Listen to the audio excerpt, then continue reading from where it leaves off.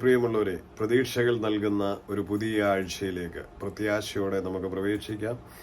നമുക്ക് ദൈവത്തിന് നന്ദി പറഞ്ഞുകൊണ്ട് നമ്മുടെ രക്ഷകനും കർത്താവുമായ ക്രിസ്തുവിന് നമുക്ക് മഹത്വം കരേറ്റിക്കൊണ്ട് നമുക്ക് ഈ അനുഗ്രഹീതമായ പുതിയ ആഴ്ച സ്റ്റാർട്ട് ചെയ്യാം.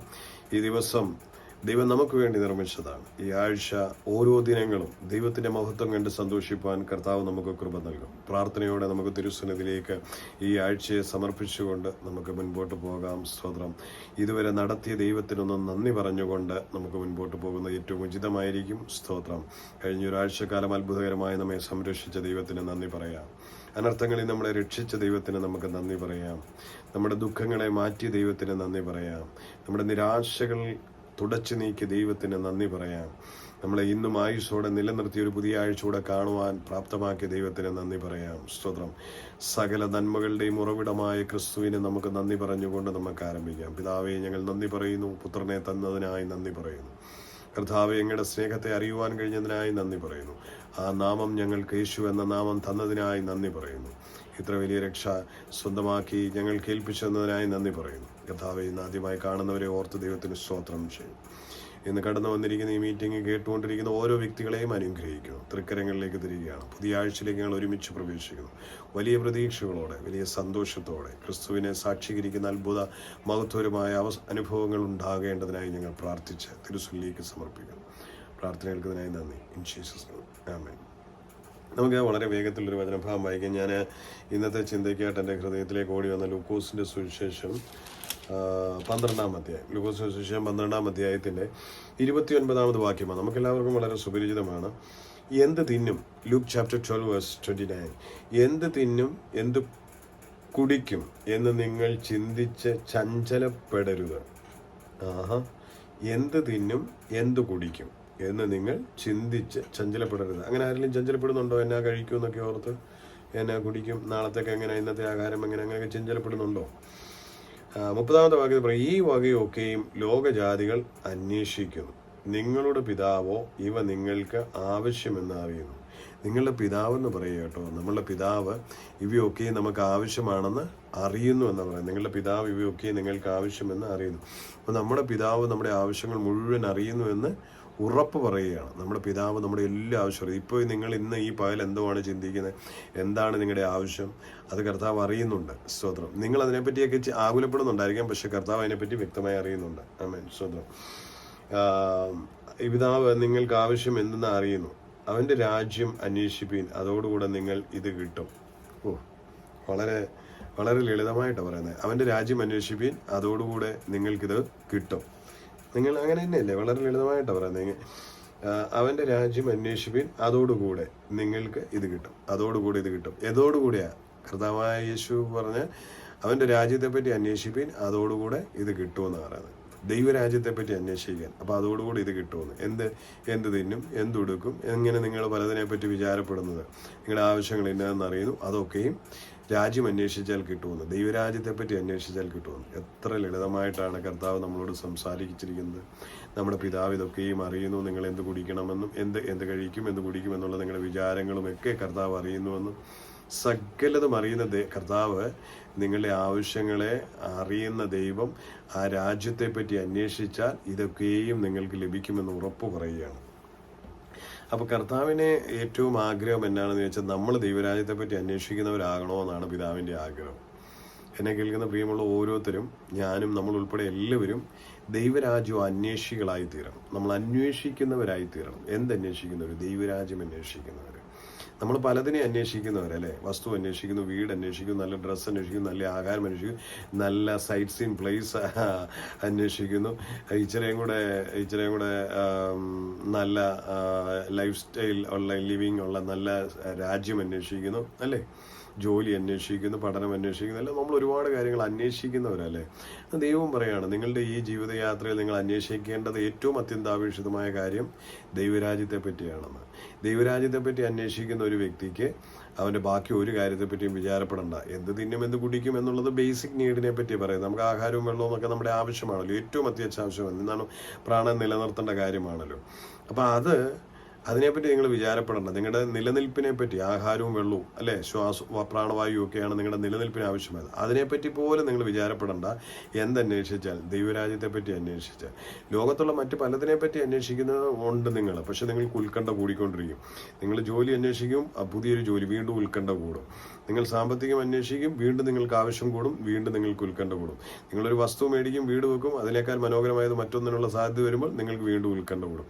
അങ്ങനെ വണ്ടി മേടിക്കും. ഏത് നിലയിലായാലും എന്തന്വേഷിച്ചാലും അതൊക്കെ കണ്ടെത്തും തോറും വീണ്ടും വീണ്ടും നമുക്ക് അടുത്തത് നേടുവാനുള്ള ഉത്കണ്ഠയും ആവേശവും പിന്നെ അതിനുള്ള വ്യഗ്രതയും അത് ലഭിക്കാത്തതിലുള്ള നമ്മുടെ മോഹഭംഗങ്ങളും ഒക്കെ ആയിട്ട് നമ്മുടെ ലൈഫ് ഇങ്ങനെ സാറ്റിസ്ഫൈഡ് അല്ലാതായി പോയിക്കൊണ്ടേയിരിക്കും.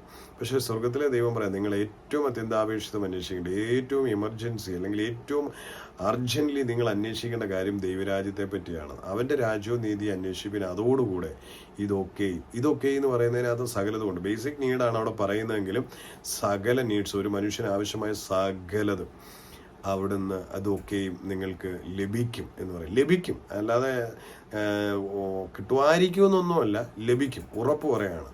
ദൈവരാജ്യം അന്വേഷിക്കുന്നവന് ഒന്നിനും മുട്ടുവരത്തില്ല, സകലതും അവന് ലഭിക്കുമെന്ന് പറയുന്നത്. അപ്പം നിങ്ങൾ എപ്പോഴും നിങ്ങളുടെ വ്യാകുലപ്പെടുന്ന ഒരു കുറേ കാര്യങ്ങളുണ്ടല്ലോ, നിങ്ങളുടെ ജീവിതത്തിൻ്റെ ആവശ്യങ്ങൾ, ബേസിക് ആയിട്ടുള്ള ആവശ്യങ്ങൾ, കുടുംബത്തിലെ കാര്യങ്ങൾ, കുഞ്ഞുങ്ങളുടെ കാര്യങ്ങൾ, അങ്ങനെ ഏറ്റവും കൂടുതൽ നിങ്ങളെ ആകുലപ്പെടുത്തുന്ന ഒരുപാട് വിഷയങ്ങളുണ്ടാകാം. ആ വിഷയങ്ങളൊക്കെ ഒന്ന് മാറ്റിവെക്കണം. ദൈവരാജ്യത്തെപ്പറ്റി അന്വേഷിക്കണം. ദൈവരാജ്യത്തെപ്പറ്റി നമുക്ക് തിരുവചനം പറയുന്ന ദൈവരാജ്യം ഭക്ഷണവും പാനീയവുമല്ല, പരിശുദ്ധാത്മാവിലുള്ള സന്തോഷവും എന്നാണ്. അപ്പോൾ ദൈവരാജ്യം സന്തോഷം നൽകുന്ന അനുഭവമാണ്. അപ്പോൾ ദൈവരാജ്യത്തെപ്പറ്റി അന്വേഷിക്കുന്ന വ്യക്തിയുടെ ഉള്ളിലേക്കും എന്താ വരുന്നത്? സന്തോഷമാണ് കടന്നു വരുന്നത്. പരിശുദ്ധാത്മാവിൻ്റെ നിറവാണ് വരുന്നത്. ദൈവരാജ്യത്തെപ്പറ്റി അന്വേഷിച്ച് തുടങ്ങിക്കഴിഞ്ഞാൽ ദൈവരാജ്യത്തെപ്പറ്റി നമ്മളെ ബോധ്യപ്പെടുത്തുന്ന ഒരു ആത്മാവുണ്ട്, പരിശുദ്ധാത്മാവ്. വേറെ ആർക്കും നമുക്ക് ദൈവരാജ്യത്തെപ്പറ്റി ക്ലിയർ ഒരു പിക്ചർ തരാൻ പറ്റത്തില്ല. ഏത് പ്രസംഗം പ്രസംഗിച്ചാലും, ഏത് ബൈബിൾ പണ്ഡിതം പറഞ്ഞാലും ദൈവരാജ്യത്തെപ്പറ്റി പറയുന്നതിന് പരിമിതികളുണ്ട്. പക്ഷെ പരിശുദ്ധാത്മാവിനാണ് ദൈവരാജ്യത്തെപ്പറ്റി വ്യക്തമായി അറിയാവുന്നത്. അതുകൊണ്ട് പരിശുദ്ധാത്മാവ് നമ്മളോട് ഇടപെടുത്തുമ്പോൾ ദൈവരാജ്യം നമുക്ക് ക്ലിയർ ആകും. കാരണം ഈ പരിശുദ്ധാത്മാവിനാണെന്ന് പറയാൻ കാരണം ഉയരത്തിൽ നിന്ന് വന്ന ആത്മാവ, പിതാവിൻ്റെ അടുത്തുനിന്ന് വന്ന ആത്മാവ. അത് ദൈവരാജ്യത്തിലായിരുന്നല്ലോ ഈ ആത്മാവ്, പരിശുദ്ധാത്മാവ്. അപ്പോൾ ദൈവരാജ്യം എങ്ങനെ ആയിരിക്കും എന്നുള്ളത് പരിശുദ്ധാത്മാവിനെ ക്ലിയർ ആയിട്ട് അറിയാവുള്ളൂ. നിങ്ങൾ ഇവിടുത്തെ ആരോടെങ്കിലും ചോദിച്ചു കഴിഞ്ഞാൽ, കഴിഞ്ഞ ഒരു 50 വർഷം മുമ്പ് പ്രസംഗിച്ച ഒരാൾ ഈ ലോകത്തെ പറ്റിയും വരാനിരിക്കുന്ന ഭാവിയെ പറ്റിയും പ്രസംഗിച്ചത് കേട്ടാൽ ഇന്ന് കൗതുകം തോന്നും നമുക്ക്. കാരണം അന്ന് ലോകം അവസാനിക്കുമെന്നും പറഞ്ഞു അന്ന് കണ്ട ചില തലവന്മാരും രാഷ്ട്രങ്ങളും ഒക്കെ കണ്ട അത് അന്തിക്രിസ്തുവാന്നൊക്കെ പ്രസംഗിച്ചവർ കാണും. അപ്പം അത് വെച്ച് നമ്മൾ ബൈബിൾ പ്രസംഗിച്ചവരെ പോലും കണ്ടാൽ നമുക്ക് ദൈവരാജ്യത്തെ ഉൾക്കൊള്ളാൻ അല്ലെങ്കിൽ ദൈവരാജ്യത്തെ നമുക്ക് ഗ്രഹിക്കേണ്ട പോലെ കഴിയത്തില്ല. പക്ഷെ നമ്മൾ അതാ പ്രസംഗകരിലൂടെ കിട്ടുന്ന അറിവുകൾക്ക് പരിമിതി ഉണ്ടെന്നാണ് ഞാൻ പറഞ്ഞത്. ആരെയും കുറ്റപ്പെടുത്തിയതല്ല. അപ്പോൾ പ്രസംഗം കിട്ടിയ കാലഘട്ടത്തിൻ്റെ ജ്ഞാനം അനുസരിച്ചാണ് പറയുന്നത്. പക്ഷെ പരിശുദ്ധാത്മാവെന്ന് പറഞ്ഞാൽ കാലാതീതമായവനാണ്. അവൻ ദൈവത്തിൽ നിന്ന് വന്ന ആത്മാവാണ്. അപ്പോൾ ദൈവരാജ്യത്തെപ്പറ്റി എന്ത് നോളജ് നിങ്ങൾ കളക്ട് ചെയ്യാൻ ആഗ്രഹിക്കുന്നതിലും പരിശുദ്ധാത്മാവിൽ ആശ്രയിക്കണം. പരിശുദ്ധാത്മാവ് ക്ലിയർ പിക്ചർ തരും. ഞാൻ കഴിഞ്ഞ ദിവസം ഞാൻ പറയാം രാത്രിയുടെ ഒരു 3 യാമത്തിൽ ഒരു 2:45-3 സമയത്ത് ഞാൻ എഴുന്നേൽക്കുമ്പോൾ ഞാൻ അല്പസമയം പ്രാർത്ഥിച്ച സമയത്ത് ഞാനൊരു വചനഭാവം പെട്ടെന്ന് എൻ്റെ ഹൃദയത്തിലേക്ക് ഓടി വന്നു. ഇതുവരെ ആ വചനഭാഗം ത്തിൻ്റെ ഒരു പശ്ചാത്തലം ബൈബിൾ പഠിപ്പിക്കുന്നതും ബൈബിൾ കോളേജ് പഠിപ്പിക്കുന്നതും അതുപോലെ പുസ്തകങ്ങളിൽ എഴുതപ്പെട്ടിരിക്കുന്നതും ആ ഒരു പശ്ചാത്തലമുണ്ട്. ആ പശ്ചാത്തലത്തിൽ നിന്നുകൊണ്ട് തന്നെ അതിനെ വീണ്ടും വീണ്ടും ഞാൻ വായിച്ചപ്പോൾ കർത്താവായ യേശു ക്രിസ്തുവിലുള്ള ഒരു വെളിപ്പാട് അതിനകത്തുനിന്ന് എനിക്ക് കിട്ടുവാനിടയെത്തു. അപ്പോൾ യേശു കറക്റ്റ് ആ വചനഭാഗത്തിനകത്ത് കർത്താവായ യേശു ക്രിസ്തു എന്ന നന്മയെ അതിനകത്ത് കാണാൻ എനിക്ക് കഴിഞ്ഞു. അപ്പോൾ അത് ശരിക്കും പറഞ്ഞാൽ പരിശുദ്ധാത്മാവ് നമുക്ക് തരുന്ന ഗൈഡൻസ് ആണ്. അത് ഞാൻ എൻ്റെ സഹയാത്രികരുമായി പങ്കുവെച്ചപ്പോൾ അവർ പറഞ്ഞു, ഇങ്ങനെ ഒരു വിവർത്തനം ഇതുവരെ കേട്ടിട്ടില്ല. അപ്പം ഇങ്ങനെ ആ ഒരു വിഷയത്തെ പറ്റി സബ്ജക്റ്റ് സംസാരിക്കുന്നതും കണ്ടിട്ടില്ല. പക്ഷെ അതൊരു പുതിയൊരു ഇതാണെന്ന് പറഞ്ഞു. അപ്പോൾ ഈ വചനം എപ്പോഴും പുതുതായിക്കൊണ്ടിരിക്കുന്നതാണ്. ഇത് നമുക്ക് ഗ്രഹിക്കണമെങ്കിൽ പരിശുദ്ധാത്മാവിൽ ആശ്രയിക്കണോ ഞാൻ പറഞ്ഞു വന്നത്. എന്ന് പറഞ്ഞതുപോലെ തന്നെ ദൈവരാജ്യം എന്താണെന്ന് മനസ്സിലാക്കണമെങ്കിൽ എത്ര പ്രസംഗർ ഏതെല്ലാം പ്രസംഗം അവിടെ പളുങ്ക് നദീതീരമുണ്ടെന്നും ഗോപുരം ഉണ്ടെന്നും കൊമ്പുണ്ടെന്നും അവിടെ മറ്റേ വൃക്ഷമുണ്ടെന്നും അവിടെ നല്ല നദികളുണ്ടെന്നും ജീവജല നദിയുണ്ടെന്നും ഇതൊക്കെ നമ്മളോട് പറഞ്ഞ് മനസ്സിലാക്കിയാലും അതിനകത്തൊക്കെ ഒരു പരിമിതിയുണ്ട്. അത് അവർക്ക് ഈ പുസ്തകം വായിച്ചതിന് പരിമിതികൾക്കുള്ളിൽ നിന്ന് കിട്ടിയതാണ്. എന്നാൽ സ്വർഗത്തിലെ ദൈവത്തിൻ്റെ ഒരു വെളിപ്പാട് പരിശുദ്ധാത്മാവിനോട് നിനക്ക് കിട്ടിയാൽ ദൈവരാജ്യം എന്താണെന്ന് മനസ്സിലാക്കി കഴിഞ്ഞാൽ, ആ ദൈവരാജ്യത്തിൻ്റെ മഹത്വം മനസ്സിലാക്കി കഴിഞ്ഞാൽ, നമ്മുടെ കർത്താവിനെ പറ്റിയുള്ള വെളിപ്പാട് അതിനകത്തൂടെ പ്രാപിക്കപ്പെടുവാൻ കഴിഞ്ഞാൽ, പിന്നെ ഈ ഭൂമിയിലെ ഒരാവശ്യത്തിന് വേണ്ടി നാം യാചിക്കുന്നവരും സങ്കടപ്പെടുന്നവരും അതിലോർത്ത് ഞെരുങ്ങുന്നവരും പരിഭവിക്കുന്നവരുമായി തീരത്തില്ല. കാരണം ആ ദൈവരാജ്യം ഈ ഭൂമിയിൽ നിന്നെ ശ്രേഷ്ഠതയോടെ പരിപാലിപ്പാൻ ശക്തമായ ദൈവരാജ്യമാണ്. ആ ദൈവരാജ്യം ഈ ഭൂമിക്ക് മീതെ നിങ്ങളുടെയും എൻ്റെയും വാസം ഉറപ്പിച്ച രാജ്യമാണ്. ആ ഇളകാത്ത രാജ്യത്തിൽ നിന്നുകൊണ്ട് ഈ ഭൂമിയിലെ ജീവിതം നയിച്ചാൽ, ആ ഇളകാത്ത രാജ്യത്തിൽ നിന്നുകൊണ്ട്, കാരണം എഫേസ്യ ലേഖനകാരം നിങ്ങൾ ക്രിസ്തുവോടുകൂടെ മരിച്ചടക്കപ്പെട്ട് ഉയർത്തെഴുന്നേറ്റ് സ്വർഗ്ഗതലങ്ങളിൽ ഇരുത്തിയിരിക്കുന്നു എന്ന് പറഞ്ഞു. ആത്മാവ് സംബന്ധമായി രക്ഷിക്കപ്പെട്ട ഒരു ദൈവ പൈതൽ, കർത്താവിനോട് ചേരുവാൻ ജലസ്നാനമേക്കുന്ന ഒരു ദൈവ പൈതൽ സ്വർഗ്ഗതലങ്ങളിൽ ആത്മാവ് സംബന്ധമായി ഇരുത്തപ്പെട്ടിരിക്കുകയാണ്. അവിടെ നിന്നുകൊണ്ട് ഈ ഭൂമിയിലെ ജീവിതം നയിച്ചാൽ, സ്വർഗ്ഗതലങ്ങളിൽ നിന്നുകൊണ്ട് ഈ ഭൂമിയിലെ ജീവിതം നയിച്ചാൽ ഒരിക്കലും ഖേദപ്പെടേണ്ട, കുണ്ഠിതപ്പെടേണ്ട ഒരാവശ്യമുണ്ടാകത്തില്ല. നിങ്ങളുടെ ജീവിതം ആനന്ദദായകവും പ്രത്യാശാ നിർഭരമായതും സന്തോഷത്തെ മുറിച്ചു കളയുവാൻ ഒരു ശക്തിക്കും ഇഹലോകത്തിലെ ഒരു സാഹചര്യത്തിനും ദുഃഖത്തിനോ കണ്ണുനീരിനോ ദാരിദ്ര്യത്തിനോ സ്തോത്രം പ്രതികൂലങ്ങൾക്കോ വേദനകൾക്കോ കുത്തുവാക്കുകൾക്കോ നിന്ദകൾക്കോ അപമാനങ്ങൾക്കോ ഒന്നും സാധ്യമാകത്തില്ല. കാരണം നിങ്ങൾ ദൈവരാജ്യത്തിലാണ് ഇരിക്കുന്നത്. ദൈവരാജ്യത്തെ പറ്റി നിങ്ങൾ ഗ്രഹിച്ചിരിക്കുന്നു. ദൈവരാജ്യത്തെ പറ്റി നിങ്ങൾ കൂടുതൽ അറിഞ്ഞുകൊണ്ടിരിക്കുന്നു. കൂടുതൽ ദൈവരാജ്യത്തെ പറ്റി അറിയും തോറും ഈ ഭൂമിയിലെ ഇഹത്തിലെ വാസത്തിലെ എല്ലാ പരിഭവങ്ങളും നീങ്ങിപ്പോവുകയും ഈ ഭൂമിയിലെ സകല ആവശ്യങ്ങളും ആ ദൈവരാജ്യത്തിൽ വസിക്കുന്ന ഒരു ദൈവ പൈതലിനെ ആകർഷിക്കുകയും അവൻ്റെ ജീവിതത്തിൽ അവൻ്റെ ആവശ്യങ്ങൾ ഈ ഭൂമിയിൽ നിറവേറപ്പെടുകയും ചെയ്തുകൊണ്ടിരിക്കും.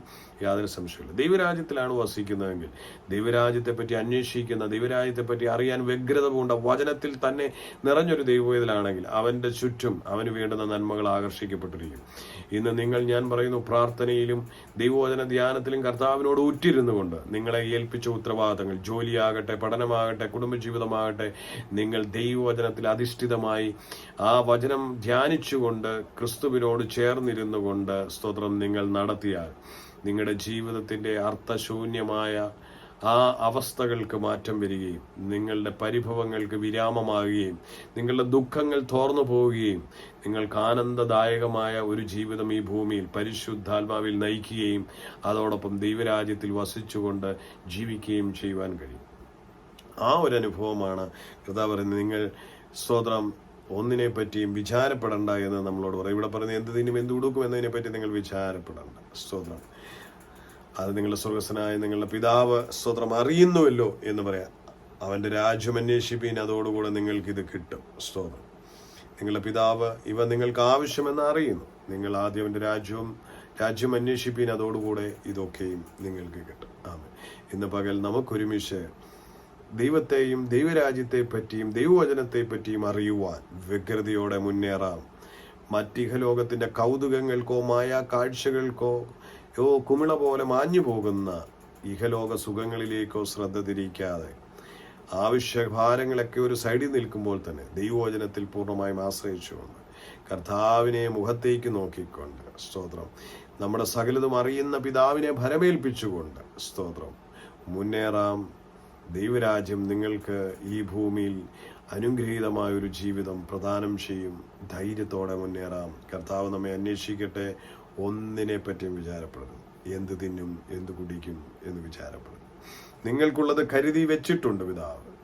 നിങ്ങൾ ചെയ്യേണ്ടത്, ഞാനും ചെയ്യേണ്ടത് ദൈവവചനത്തോട് പറ്റിച്ചേർന്നിരിക്കുക. ദൈവരാജ്യത്തെ ഗ്രഹിപ്പാൻ വ്യഗ്രതയോടെ മുന്നോട്ട് പോവുക. സ്വർഗം നിങ്ങളെ അനുഗ്രഹിക്കട്ടെ. കണ്ണുകളെ അടയ്ക്കാം, പ്രാർത്ഥിക്കാം. കരുണാസമ്പന്നനായ ഞങ്ങളുടെ സ്വർഗീയ പിതാവേ, അങ്ങയുടെ പുത്രൻ ഞങ്ങളുടെ രക്ഷിതാവുമായ യേശുവിൻ്റെ നാമത്തിൽ തിരുസലിലേക്ക് അടുത്തുവരിക. ഇന്ന് ഈ പ്രഭാതം പുതിയ ആഴ്ചയുടെ ആരംഭദിനം കർത്താവിൻ്റെ കരങ്ങളിൽ ഞങ്ങളെ ഭരമേൽപ്പിക്കുന്നു. തിരുരക്തത്താൽ ഞങ്ങളെ മറയ്ക്കണമേ. ഞങ്ങൾ ദൈവരാജ്യത്തിൽ വസിച്ചുകൊണ്ട് ഈ ഭൂമിയിൽ ജയോത്സവമായ ഒരു ജീവിതം നയിക്കുവാൻ ഞങ്ങളെ ശക്തരും പ്രാപ്തരുമാക്കണമേ. കർത്താവെ, അങ്ങയുടെ മഹത്വവാഹകരായി നിലകൊള്ളുവാൻ സഹായിക്കണം. ഞങ്ങൾക്ക് വേണ്ടി നോക്കിയും ഇന്നതെന്ന് അറിഞ്ഞ് ഞങ്ങൾക്ക് തത്സമയം ചെയ്യുന്ന നല്ല പിതാവേ, നിരാശകൾ മാറട്ടെ, ദുഃഖങ്ങൾ മാറട്ടെ, വേദനകൾ മാറട്ടെ. എന്നെ കേൾക്കുന്ന ഓരോരുത്തരും ക്രിസ്തുവിൽ അനുഗ്രഹീതരായി പാർക്കുവാനിടയായി തീരട്ടെ. സകലവിധ നന്മകൾ കൊണ്ടും പിതാവരെ നിറയ്ക്കണമേ. ഐശ്വര്യമായി നടത്തണമേ. അത്ഭുതകരമായി പാലിക്കണമേ. കടങ്ങൾ മാറട്ടെ, ദുഃഖങ്ങൾ മാറട്ടെ, രോഗബന്ധനങ്ങൾ അഴിയട്ടെ, പരാജയങ്ങൾ നീങ്ങട്ടെ, ആനന്ദമുണ്ടാകട്ടെ, അസമാധാനം മാറട്ടെ. കർത്താവിൻ്റെ കരങ്ങളിൽ തിരികെയാണ്. ജോലിയുടെ വാതിലുകൾ തുറക്കട്ടെ, പഠനങ്ങളിൽ ജയങ്ങൾ കൊടുക്കട്ടെ. കർത്താവേ സ്തോത്രം. വാക്കുകളുടെ മൂർച്ചകൾ കുറയട്ടെ, സ്നേഹം ഒഴുകട്ടെ. ഉള്ളംകരങ്ങളിൽ നൽകി അനുഗ്രഹിക്കുക. പിതാവ്, ഞങ്ങളുടെ പ്രാർത്ഥന കേൾക്കുന്ന കൃപയ്ക്കായി സ്തോത്രം. യേശു ക്രിസ്തുവിൻ്റെ ധന്യമുള്ള നാമത്തിൽ തന്നെ. ആമേൻ, ആമേൻ. കർത്താവേയും ധാരാളമായി അനുഗ്രഹിക്കട്ടെ. പ്രിയമുള്ളവർ, എല്ലാ ദിവസവും വൈകിട്ട് നമുക്ക് കുടുംബം പ്രാർത്ഥനയുണ്ട്. എല്ലാ ദിവസവും സാക്ഷ്യങ്ങളുണ്ട്. കർത്താവ് ചെയ്ത വലിയ അത്ഭുതങ്ങൾ, കോടിക്കണക്കിന് രൂപയുടെ ബാധ്യതകൾ നീങ്ങിയ ചരിത്രങ്ങൾ, മാരക രോഗങ്ങളിൽ നിന്നുള്ള സൗഖ്യങ്ങൾ, അത്ഭുതകരമായ ദൈവിക വിടുതലുകൾ, കുഞ്ഞുങ്ങളുടെ അഡ്മിഷനുകൾ, വിദേശ യാത്രകൾ, സ്തോത്രം, പഠനങ്ങളിൽ ജയങ്ങൾ, സ്തോത്രം, തകർന്നുടഞ്ഞിട്ട് വരുമാനത്തിൻ്റെ പുത്തൻ മാർഗങ്ങൾ തുറന്നത്, അങ്ങനെ ഒരുപാട് നല്ല സാക്ഷ്യങ്ങൾ നമുക്ക് കേൾക്കുവാൻ കഴിയും. കുടുംബ പ്രാർത്ഥന ഇതുകൊണ്ട് ജോയിൻ ചെയ്യാൻ താല്പര്യപ്പെടുന്ന പ്രിയപ്പെട്ടവരെ, ഈ ദിവസങ്ങളിൽ ആ വാട്സപ്പ് നമ്പറിൽ ടെക്സ്റ്റ് ചെയ്ത ലിങ്ക് അയച്ചു തരാം. റെഗുലറായി പങ്കെടുക്കുക. നിങ്ങളുടെ ഭാരങ്ങൾ മാറും, സമാധാനമുണ്ടാകും, നിങ്ങൾക്ക് വിടുതലായി തീരും. ഉറപ്പ് തരാം, കർത്താവ് നിങ്ങളെ അനുഗ്രഹിക്കും. ദൈവത്തിന് മാത്രം. ഇതിനിടയിൽ വാട്സപ്പ് നമ്പർ കൊടുത്തുകൊണ്ട് ടെക്സ്റ്റ് ചെയ്യണം, പ്രയർ റിക്വസ്റ്റ് ചെയ്യണം, സാക്ഷ്യങ്ങൾ പങ്കുവയ്ക്കണം, വിളിക്കണം. കർത്താവ് നിങ്ങളെ അനുഗ്രഹിക്കട്ടെ. നമ്മുടെ ചാനൽ സബ്സ്ക്രൈബ് ചെയ്യാത്തവരൊന്ന് സബ്സ്ക്രൈബ് ചെയ്യണം, ഒരു കമൻറ്റ് ചെയ്യണം, ഷെയർ ചെയ്യാൻ പറ്റുന്നവർ ഷെയർ ചെയ്യണം. സ്വതന്ത്രം ഏത് വിധേനയും സുവിശേഷം പരക്കട്ടെ. God bless you, love you dear all. നിങ്ങളുടെ പ്രിയ സഹോദരൻ.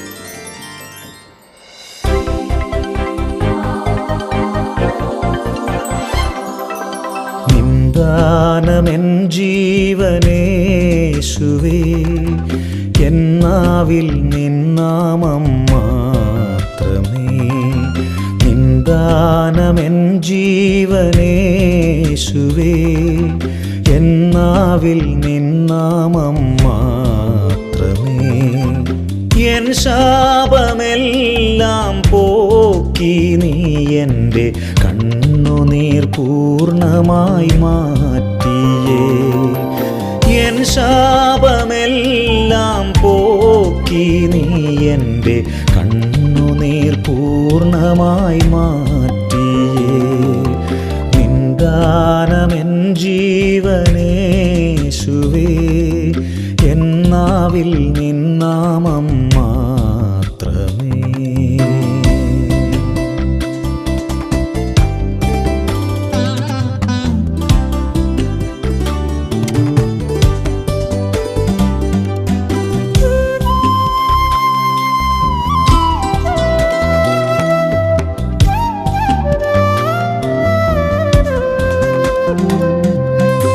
യേശുവേ, നിന്റെ സ്നേഹം എത്ര മനോഹരമേ,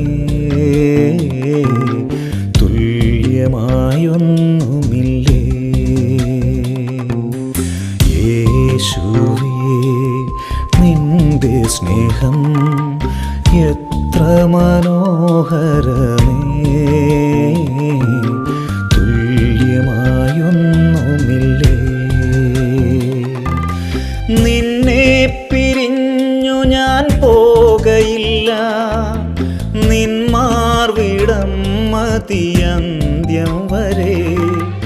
നിന്നെ പിരിഞ്ഞു ഞാൻ പോകയില്ല, നിന്മാർവിടം മതിയന്ത്യം വരെ. നിൻഹിതം ചെയ്തിടാൻ ഈ ജീവിതം സമ്പൂർണമായിതായേകിടുന്നേ. നിന്ദാനമെൻ ജീവനേശുവേ, എന്നാവിൽ നിന്നാമം മാത്രമേ.